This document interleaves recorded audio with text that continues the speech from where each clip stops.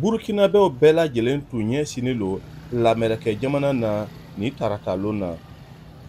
Donald Trump kɛlen ka kalata ta a diyara Abubakar Bamuni ye kosɛbɛ. A kɔrɔ a n'a kun a b'ale fɔ anw ɲɛnɛ. An n'u fɛ AES la yan yɔrɔ la an bɛ kɛlɛ la terroriste b'an kan.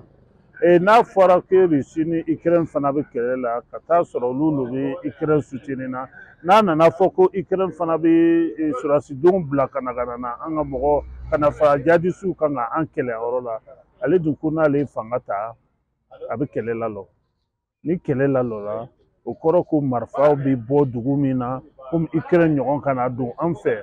farafinna yan yɔrɔ la o yɔrɔ côté bɛ bloqué. Mɔgɔ caman fana tun bɛ yen o ja tun tigɛlen don ko ni Donald Trump yi fanga ta a kana lamariki taga gɛlɛya Abubakar Bamuni fɛ o ye wuya kuma ye. A m'a fɔ ko mɔgɔ kana don a ko mɔgɔw ka don ni sira ye sira normal ye i k'i ka papier demander n'a fɔ ka don a ko mɔgɔw kana dɛndɛn ka don ka don ni kogo ye komi comment on appelle ça tubabu jama Mexique ninnu na o bɛ don cogo min na olu an y'a jateminɛ olu mɔgɔw min bɛ don papier to fɔ olu caman de bɛ drogue ninnu feere o drogue nin fana bɛ munumunu fo ka na se an fɛ. E ma da ale ye AES kɔkɔrɔma donbagaba ye ale fɛ nin bɛna kɛ sababu ye lamɛriki jamana ani AES olu ka baara kɛ tiɲɛ kan. Donc ani AES ɲɛfɛmɔgɔw bɛ se ka fara ɲɔgɔn kan ka collaborer avec partenariat gagnant-gagnant ye e b'i ta sɔrɔ an b'an ta sɔrɔ ale na an bɛ miiri mun na parce que Donald Trump ye homme d'affaires le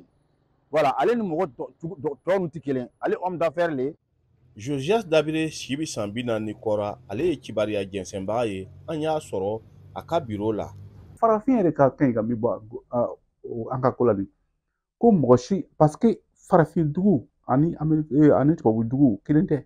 anw fɛ yan le ni an b'a miiri ko ni mɔgɔ nana a bɛ ko yɛlɛma a fɛta la tubabu fɛ i tɛ se ka na ko yɛlɛma i ka fɛta la voilà u ka constitution bɛ yen min ka ɲi ka se farafin dugu ma a ka ɲi ka se min ma ka ɲi ka se a tɛna se. Donald Trump kɛ ni président ye mɔgɔ caman fɛ o ye Ukraine kɛlɛ banni ye nka Josias Dabire ale b'a ye cogoya wɛrɛ la. Est-ce que Donald Trump bɛ se ka na o kɛlɛ nin ban man lara kala fɛn kelen kan parce que min bɛ pour que kɛlɛ nin ka se ka ban nin mɔgɔw ko tɛ c'est à dire Donald Trump kelen tɛ se ka foyi kɛ nin na fo tant que ni américain o ma u ka système yɛrɛ yɛlɛma ka fɔ ko non an b'a fɛ ka kɛlɛ nin ka ban. Kalata caman kɛra Ameriki nka a ye Burkinabɛw bɛɛ lajɛlen k'o ɲɛ curu lamɛrikɛn jamana kan ka to ka kɔnɔni kɛ min bɛna kalata nin ta an tun ma nin ɲɔgɔn ye ka ye nin tun ye Alidu Wederawogo kumakan ye VOA Banbara tɔgɔra Bobo Julaso.